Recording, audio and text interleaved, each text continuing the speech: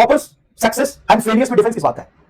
Backlog दोनों का आता है, डिमोटिवेशन दोनों का होता है, नंबर कम दोनों के आते हैं, रिवीजन दोनों ही नहीं कर पाते हैं, सिली मिस्टेक्स दोनों के होते हैं, लेकिन एक उन सबसे परेशान होकर हिम्मत आके थोड़ा पीछे पीछे पीछे पीछे पीछे होता चला जाता है और पूरा ठीक करता टॉपर बन जाता है।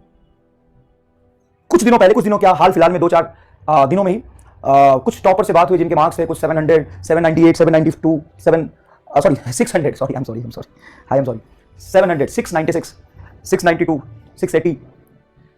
तो एक सवाल मैंने उनसे पूछा, कह रहे हो डॉक्टर भैया मुझे ये बताइए यार, हमारे बच्चे बहुत भोले हैं, ये बड़े परेशान रहते हैं कि बैकलॉग हो जाता है, मैनेज नहीं कर पाते, रोज क्लास आती है, 4-4, 3-3 सब्जेक्ट रोज होते हैं, बायोलॉजी, केमिस्ट्री, फिजिक्स, तो इसमें मैनेज नहीं कर पाते हमारे बच्चे, बैकलॉग हो जाता है जिसकी वजह से टाइम मैनेजमेंट नहीं हो पाता।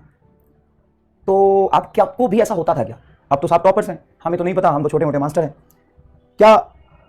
हाँ, अगली बार आपसे पूछेंगे, बिल्कुल आपसे पूछेंगे कि आप मुझे बस इतना छोटा सा बात बताइए कि सच में टाइम मैनेज नहीं हो पाता है क्या? क्योंकि हम तो ऐसा अपने आप को टीचर की जगह रखते हैं, तो बच्चे का पेन एक बच्चा ही बता सकता है, टीचर कभी नहीं बता सकता, क्योंकि टीचर को तो बस पढ़ाना है।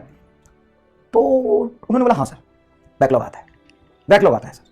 क्यों आता है सर? कभी तबीयत खराब हो जाती है या फिर किसी दिन बहुत लो फील करते हैं, तो इन सब मोड में जाके बैकलॉग आ जाता है। ये गजब यार, तुम्हारा ही बैकलॉग आता है क्या? तुम भी टेस्ट का प्रिपरेशन अच्छे तरह से नहीं कर पाते हो? तो हाँ सर, कभी कभी होता है कि हम टेस्ट का प्रिपरेशन नहीं कर पाते। मैंने बोला अच्छा, क्या ऐसा भी होता है कि तुम जितने मार्क्स सोचते हो उससे कम आता है? बोला हाँ सर, ये तो होता ही है, हमेशा हम जितना सोचते हैं उससे 10-20 नंबर कम ही आता है या उससे भी ज़्यादा कम हो जाता है। मैंने पूछा क्या तुमसे भी सिली मिस्टेक्स होता था? बोला हाँ सर, हमसे भी सिली मिस्टेक हो जाता है, हम भी प्लस माइनस रंग से नहीं पढ़ पाते हैं। मैंने गजब है, फिर भी तुम टॉपर हो। हाँ, तो समझने की कोशिश करो, ये जो 4 गुण हैं, बैकलॉग का आना, टेस्ट की प्रिपरेशन ना हो पाना, रिवीजन ना कर पाना, सिली मिस्टेक्स होना, मार्क्स कम आना, डीमोटिवेट होना, ये उनको भी होता है जो 700 मार्क्स ला रहे हैं, उनको भी होता है। और ऐसा नहीं कि 1-2 चीजें होती है, और सबके साथ ऐसा होता है। हम यार फिर भी तुम टॉपर कैसे हो? तो बड़ा बढ़िया जवाब दिया उन्होंने कि सर है तो हम भी इंसान ही, तो ये सारी चीजें होती है, हमारा भी मन लो फील करता है, कभी पढ़ने का मन नहीं करता है, लेकिन फिर सोचते हैं कि कंपटीशन बहुत ज्यादा है, अगर हम नहीं करेंगे तो कोई और कर लेगा। तो बस होता क्या है कि हम भी प्रेशर में आते हैं, लेकिन हम प्रेशर में आके उसको कंटिन्यू रखते हैं, करते रहते हैं, तो टाइम आता है जब वो खत्म हो जाता है। और जो मेजॉरिटी लोग हैं वो प्रेशर में आते हैं तो रोने लग जाते हैं, मास्टर्स के पीछे भागते हैं, स्ट्रैटेजी ढूंढते हैं, तो इनमें उनका टाइम खराब होता है और फिर वो चीज अटेंड नहीं कर पाते हैं, जिससे उनका फ्रस्ट्रेशन लेवल बढ़ता जाता है। और जब हमें फ्रस्ट्रेशन होता है स्टार्टिंग में, तो हम बस कोशिश करते हैं कि किसी तरीके से कंप्लीट करें, बहुत कोशिश करते हैं, जब कंप्लीट हो जाता है तो फिर से कॉन्फिडेंस बिल्डअप हो जाता है। तो हम जब लो जाते हैं तो कोशिश करते रहते हैं, फिर अप भी आते हैं, फिर हम कभी लो जाते हैं फिर अप आते हैं। लेकिन जो एक बार हिम्मत हार के लो चला जाता है, फिर उसको नीचे से उठने में और उतनी ज्यादा दिक्कतें होती है। हम तो चलो नीचे गए, फिर अपने आप उठा लिया, हम फिर नीचे गए, फिर अपने आप उठा लिया, हम गलती करें, उस पर पछतावा हुआ, उसको फिर ठीक कर लिया, इस टेस्ट में रिवीजन नहीं हो पाया, बहुत दुख हुआ, तो अगले टेस्ट में स्टार्टिंग से ही प्लान बनाया कि इस बार किस किस वजह से रिवीजन नहीं हो पाया था, उस कमियों को हमने दूर किया, और कोशिश करने से सब कुछ हो जाता है। टॉपर्स, सक्सेस एंड फेलियर्स में डिफरेंस किस बात का है?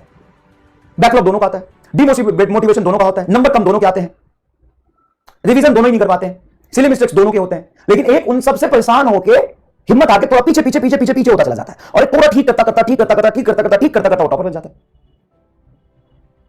3 चीजें बहुत इंपॉर्टेंट, पहला इंटरेस्ट का होना बहुत जरूरी है। सर उसने बोला बच्चे ने कि पहला इंटरेस्ट का होना बहुत जरूरी है, फंडामेंटल क्लियर होना चाहिए कि मुझे क्या करना लाइफ में। ऐसा नहीं हो सकता कि हम तैयारी भी करेंगे और क्रिकेट भी देखेंगे। जब तक आप तैयारी कर रहे हैं तब तक आपको सेक्रीफाइस करना पड़ेगा, सब कुछ छोड़ दो, घर वाले को छोड़ दो, जैसा मैं पहले से कहता रहा हूं, तो आपको सेक्रीफाइस करना पड़ेगा।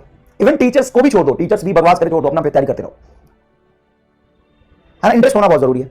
उसके बाद कंसिस्टेंसी, और तीसरा सबसे इंपॉर्टेंट पॉइंट है कि अपने स्टडी को सिस्टमैटिक रखो, अपने वीक पॉइंट का पता होना चाहिए, और जहां पे आप लैग करो उसका रीजन आप ही को पता है, किसी टीचर को नहीं पता। मैंने उनसे पूछा क्या तुमने कभी स्ट्रेटजी फॉलो किया? नहीं सर।